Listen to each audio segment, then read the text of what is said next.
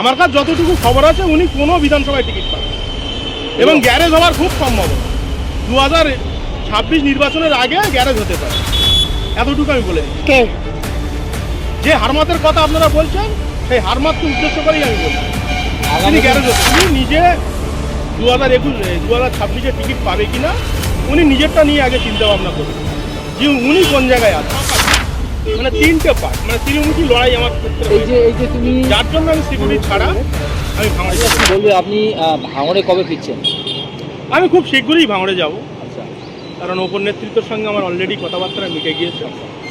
আমি শুধু সিকিউরিটি গার্ডটা পাওয়ার অপেক্ষায়, সিকিউরিটি গার্ডটা এসে গেলেই আমি ভাঙড়ে যাব। যেমন পার্টি অফিসে বসতাম তেমন বসবো এবং মানুষের পরিষেবা দেবো। এই মুহূর্তে ভাঙড়ে যাওয়াটা তোমার জন্য মানে কি কারণে রিস্ক হয়ে যাচ্ছে? দেখুন, এই কারণেই রিস্কটা হয়ে যাচ্ছে, কারণ এখানে কিন্তু মানে আমার ত্রিমুখী লড়াই দাঁড়িয়ে গেছে।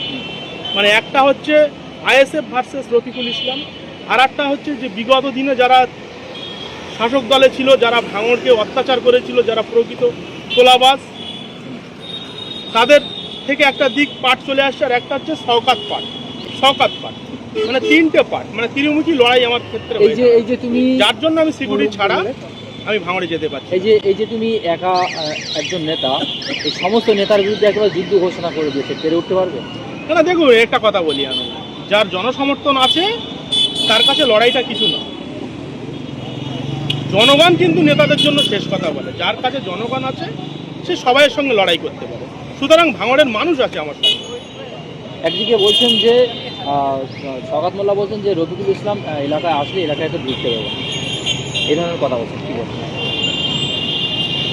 আমি এলাকায় নেই বা এলাকার বাইরে আছি, সেটা কি কারণে আছি না আছি সেটা আমার থেকে তিনি খুব ভালো রকম জানে, কারণ তানারই তো আশ্রিতমূলক দুষ্কৃতি এবং তানারই মানে আশ্রিত তৃণমূল নেতা আমার উপরে হামলা করেছিল। আমি বারবার এটা নিয়ে প্রেস কনফারেন্স করেছি এবং বলেছি যে আমার কোন জায়গায় শরীরে কোন জায়গায় আঘাত করা হয়েছিল, সেক্ষেত্রে তিনিই ভালো বলতে পারবেন। ভাঙড়ের সংগঠন সংগঠন ঠিক আছে, কারণ আমার দিকে মানুষ তাকিয়ে আছে। আমি যেদিনই ভাঙড়ে ঢুকবো সেদিনে ভাঙড়ের মানুষের একটা জনজোয়ার নামবে, সেটা সময় কথা বলবো। ভাঙড় বিধানসভার কোনো দায়িত্বে নেই, উনি নিজে 2026-এ টিকিট পাবে কিনা উনি নিজেরটা নিয়ে আগে চিন্তা ভাবনা করুন যে উনি কোন জায়গায় আছে। এই তো কালকে দেখছিলাম যে মানে পাগলের মতো কোনো একজন নেতার পিছন ঘুরঘুর করছে বিয়ে বাড়ি গিয়ে, মানে ছবি নেওয়ার জন্য। ওনাকে ওপর নেতৃত্ব কোনো গুরুত্ব দেয় না।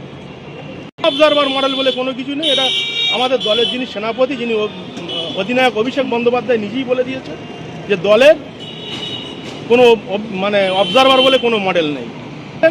যে কালকে একটা থানা উদ্বোধন হলো, সেখানে যে তিনি গেলেন বা গিয়ে ঘুরছিলেন, সেখানে তার কোনো আমন্ত্রণ কার্ড দেখাতে পারবে যে সেই থানা উদ্বোধনে তাকে ডাকা হয়েছিল? এটা মানুষকে দেখাতে হয়, দেখাচ্ছে। আমার কাছে যতটুকু খবর আছে উনি কোনো বিধানসভায় টিকিট পাবেন এবং গ্যারেজ হওয়ার খুব সম্ভাবনা 2026 নির্বাচনের আগে গ্যারেজ হতে পারে, এতটুকু আমি বলে দিচ্ছি। কে যে হারমাতের কথা আপনারা বলছেন সেই হারমাতকে উদ্দেশ্য করেই আমি বলছি তিনি গ্যারেজ হতে পারে। আগামী দিন ভাঙড় কার নেতৃত্বে চলবে সেটা দল ঠিক করবে। ভাঙড় কার নেতৃত্বে চলবে, ভাঙড়ে ভূমিপুত্ররা কিভাবে দল চালাবে সেটা দল সিদ্ধান্ত করবে। তার বিরুদ্ধে একাধিক দুর্নীতির অভিযোগ, আপনি কি মনে করছেন তাদেরকে সরিয়ে দিলে ভালো হয়? হ্যাঁ, সেটা তো আমি বারবারই বলে আসছি এবং এই লড়াইটা আমি 2016 সাল থেকে লড়ছি ভাঙড়কে দুর্নীতিমুক্ত করতে এবং ভাঙড়ে পিছিয়ে পড়া ভাঙড়কে একটা সুন্দর জায়গায় সুন্দর পরিবেশে নিয়ে আসতে। বা বারবার আপনারা দেখেছেন যে ভাঙড়ের কোনো ভালো ছেলে ভালো মেয়ে ভালো জায়গায় বিবাহ হচ্ছে না, তাহলে সেই দিন যাওয়াতে ঘুঁচে চিরদিনের জন্য ঘুঁচে যায় এবং ভাঙড়ে যে খুনের রাজনীতি চলছে যাতে ভাঙড়ে আর কোনো মায়ের কোল না খালি হয়, এই লড়াই তো 2016 সাল থেকে লড়ে যাচ্ছে।